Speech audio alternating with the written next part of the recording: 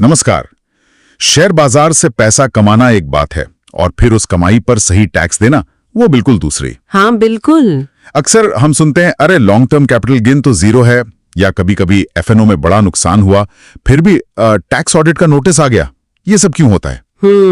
आज हम ज़ीरोधा वर्सिटी के मार्केट्स एंड टैक्सेशन मॉड्यूल के आधार पर इन्हीं उलझनों को थोड़ा समझने की कोशिश करेंगे। हाँ, ताकि निवेशकों और ट्रेडर्स को टैक्स के जो जरूरी पहलू हैं उनकी एक साफ तस्वीर मिल सके। और ये जरूरी भी है ना? बिल्कुल, क्योंकि आजकल इनकम टैक्स विभाग देखिए टेक्नोलॉजी का इस्तेमाल करता है।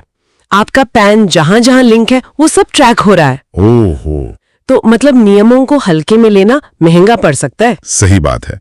तो शुरुआत कहां से करें? सबसे बड़ा सवाल शायद यही है कि कोई इन्वेस्टर है या ट्रेडर। हाँ, ये पहला कदम है। सीबीडीटी का एक सर्कुलर है शायद 2007 का, वो कहता है डिविडेंड कमाने के लिए खरीदा तो निवेशक और मुनाफे के लिए खरीद बेच की तो ट्रेडर। पर ये सुनने में थोड़ा क्लियर नहीं लगता। नहीं, ये थोड़ा अस्पष्ट है और इसी वजह से जो असेसिंग ऑफिसर हैं उनके पास काफी स्कोप रहता है तय करने का। अच्छा, अगर कोई बहुत जल्दी हाई फ्रीक्वेंसी में शेयर खरीद बेच रहा है या फिर ट्रेडिंग ही उसकी कमाई का मुख्य जरिया है तो बेहतर है कि वो इसे बिजनेस इनकम ही दिखाए, भले ही वो खुद को लॉन्ग टर्म इन्वेस्टर मानता हो। हाँ, चाहे वो खुद को निवेशक ही क्यों ना समझे। और सबसे जरूरी बात है स्थिरता। आप हर साल अपना स्टैंड नहीं बदल सकते कि कभी इन्वेस्टर कभी ट्रेडर। ये वर्गीकरण में गड़बड़ हुई तो आगे दिक्कत आ सकती है। बिल्कुल। ठीक है, तो मान लिया वर्गीकरण तय हो गया। अब ये जो बाजार से कमाई होती है इसके मुख्य प्रकार क्या है और उन पे टैक्स कैसे लगता है? हाँ, तो मोटे तौर पर हम इसे 4 हिस्सों में बांट सकते हैं। पहला है लॉन्ग टर्म कैपिटल गेन यानी LTCG। यानी सिक्योरिटीज ट्रांजैक्शन टैक्स चुकाया है तो लिस्टेड शेयर्स पर LTCG फिलहाल तो 0 है। अच्छा, इक्विटी पे 0। और डेट फंड्स का? डेट फंड्स के लिए ये होल्डिंग पीरियड 3 साल का है, 1 साल नहीं 3 साल, और टैक्स लगता है 20% इंडेक्सेशन बेनिफिट के साथ। ओह, तो इक्विटी और डेट में LTCG के नियम काफी अलग हैं, ये ध्यान रखना होगा। हाँ, बहुत अलग। और अगर होल्डिंग पीरियड कम हो तो 1 साल से कम इक्विटी में या 3 साल से कम डेट में? तब आता है शॉर्ट टर्म कैपिटल गेन या STCG। इक्विटी या इक्विटी फंड्स पर अगर 1 साल से कम में बेचा और STT दिया है तो सीधा 15% टैक्स। 15% फ्लैट? हाँ, लेकिन डेट फंड्स पर अगर 3 साल से कम होल्डिंग है तो STCG आपकी टोटल इनकम में जुड़ जाता है। अच्छा, मेरे टैक्स स्लैब के हिसाब से? बिल्कुल, आपके जो भी इनकम टैक्स स्लैब रेट्स हैं उसके हिसाब से टैक्स लगेगा। ठीक है, ये तो हुआ कैपिटल गेन्स।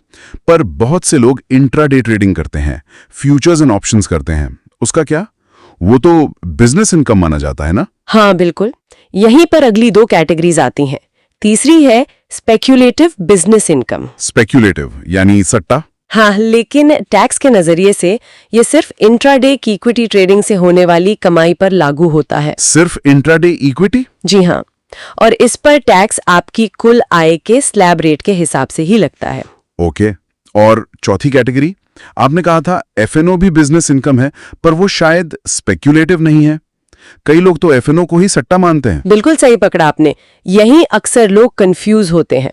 चौथी कैटेगरी है non speculative business income. Non speculative, अच्छा। हाँ, इसमें फ्यूचर्स एंड ऑप्शंस की ट्रेडिंग आती है, चाहे वो इक्विटी की हो, कमोडिटी की या करेंसी की। और साथ ही अगर कोई बहुत हाई फ्रीक्वेंसी में short term equity delivery trades करता है तो वो भी इसी में आ सकता है। देखिए, टैक्स लॉ इसे इसलिए नॉन स्पेक्यूलेटिव मानता है क्योंकि एफएनओ कॉन्ट्रैक्ट्स का इस्तेमाल हेजिंग यानी जोखिम कम करने के लिए भी होता है या डिलीवरी के इरादे से भी हो सकता है। सिर्फ सट्टेबाजी ही एकमात्र उद्देश्य नहीं होता, कम से कम कानूनी तौर पर। समझ गया, तो इस पर भी टैक्स स्लैब रेट से ही लगेगा? हाँ, इसे भी आपकी बाकी इनकम में जोड़कर आपके स्लैब रेट के हिसाब से ही टैक्स देना होता है। अच्छा, अगर ट्रेडिंग को बिजनेस इनकम दिखा रहे हैं तो इसके कुछ फायदे भी तो होंगे, जैसे खर्चे वगैरह क्लेम करना। हाँ बिल्कुल, ये एक बड़ा फायदा है। आप ट्रेडिंग से जुड़े कई खर्चे क्लेम कर सकते हैं, जैसे brokerage, STT, internet bill, phone bill का वो हिस्सा जो ट्रेडिंग के लिए यूज हुआ। अगर कंप्यूटर इस्तेमाल कर रहे हैं तो उसका डिप्रिसिएशन वगैरह। अच्छा, और लॉस का क्या? अगर नुकसान हो जाए तो? हाँ, ये दूसरा बड़ा फायदा है। जो नॉन स्पेक्युलेटिव बिजनेस लॉस होता है, जैसे एफएनओ से हुआ लॉस, उसे आप उसी साल अपनी सैलरी इनकम छोड़कर किसी भी दूसरी इनकम जैसे किराए से आए या ब्याज से आए के सामने एडजस्ट कर सकते हैं। उसी साल? वाह। हाँ, और अगर फिर भी लॉस बच जाए तो उसे आप 8 साल तक कैरी फॉरवर्ड कर सकते हैं। 8 साल?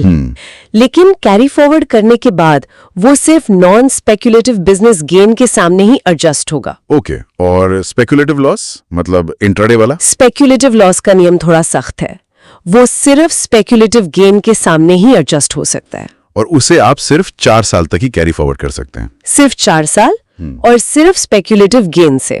ठीक है, नुकसान क्या है बिजनेस इनकम दिखाने का? नुकसान ये हो सकता है कि अगर आप मान लीजिए 30% टैक्स स्लैब में आते हैं तो आपके मुनाफे पर टैक्स शायद कैपिटल गेन जैसे एसटीसीजी 15% के मुकाबले ज्यादा लग जाए। हाँ, ये तो है। और दूसरा, आपको ITR 4 फाइल करना होता है, जो ITR 2 जो निवेशक फाइल करते हैं उसके मुकाबले थोड़ा ज्यादा जटिल माना जाता है। यहीं पर वो टैक्स ऑडिट वाली बात भी आती होगी।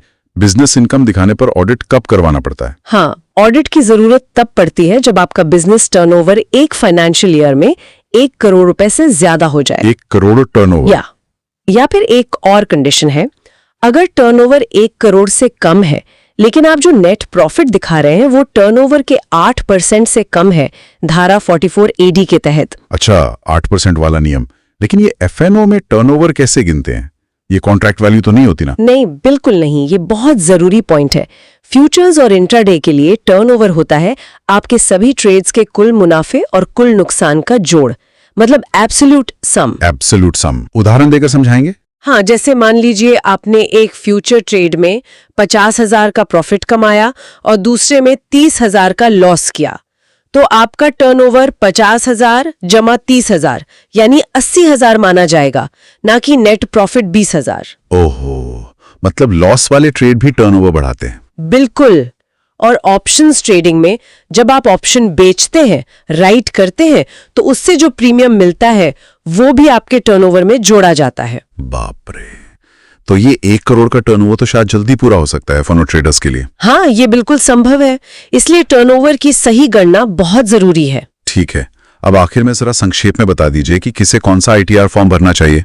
देखिए, अगर आप सिर्फ निवेशक हैं, मतलब सिर्फ कैपिटल गेन LTG या STG हुआ है, तो आप ITR 2 फाइल करेंगे। ITR 2 विवेशक के लिए? हाँ, और अगर आपकी बिजनेस इनकम भी है, यानी आप ट्रेडर हैं, इंट्राडे या एफएनओ करते हैं, तो आपको ITR 4 फाइल करना होगा। ITR 4 ट्रेडर के लिए प्रिजम्प्टिव स्कीम? हाँ, अगर आपका टर्नओवर 1 करोड़ से कम है तो आप चाहें तो बिना प्रॉपर अकाउंट्स बनाए और बिना ऑडिट करवाए अपने टर्नओवर का कम से कम 8% प्रॉफिट मानकर उस पर टैक्स दे सकते हैं। ये तो आसान लगता है। हाँ, पर इसमें कुछ शर्तें हैं। आप इस स्कीम में लॉस क्लेम नहीं कर सकते, स्पेक्युलेटिव इनकम नहीं दिखा सकते और बिजनेस के खर्चे भी क्लेम नहीं कर सकते। तो ये हर किसी के लिए फायदेमंद नहीं होता। समझ गया।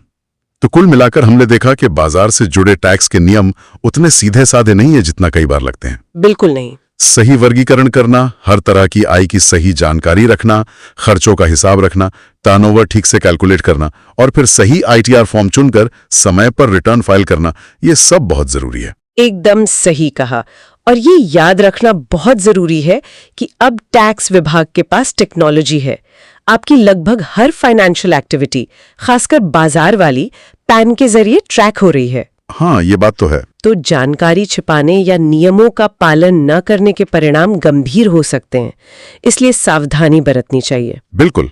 आज की बातचीत से एक आखिरी विचार शायद ये है कि जहां एक तरफ टेक्नोलॉजी टैक्स अधिकारियों की पहुंच बढ़ा रही है, वहीं दूसरी तरफ ज़ीरोधा जैसे ब्रोकर टैक्स PNA रिपोर्ट और होल्डिंग पीरियड ट्रैकर जैसे टूल देकर कंप्लायंस को, मतलब नियमों के पालन को आसान भी बना रहे हैं। हाँ, ये टूल्स काफी मददगार हो सकते हैं। तो इनका इस्तेमाल करना चाहिए।